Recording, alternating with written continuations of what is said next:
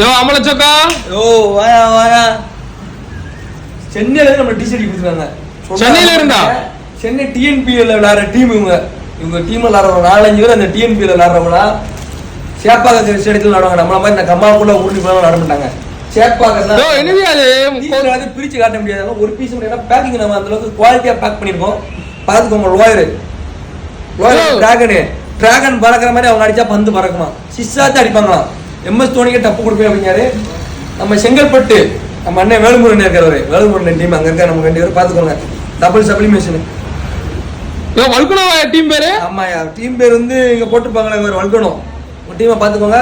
ஏதோ பெட் மேட்ச்னா அவங்க கூப்பிடுங்க. கெஸ்ட் பிளேயர் விளையாண்டு கொடுப்பாங்க.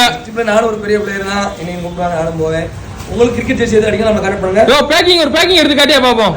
தரமான பேக்கிங் பாத்துக்கோ. சென்னை டீம் கூட அப்படி பேக் பண்ணி கொடுப்பாங்களா தெரியாது. நம்ம அந்த அளவுக்கு வாட்டர் ப்ரூஃபா பேக்கிங்? வாட்டர் ப்ரூஃபா. கடலுக்குள்ள போட்டு நீச்சல் அடிச்சிட்டு நீ இதை வச்சு நீச்சல் அடிச்சு வெளியில வரலாம். ரைட்யா. கிரிக்கெட் ஜெர்சி நம்ம கனெக்ட் பண்ணுங்க. ரைட்யா பாப்பா.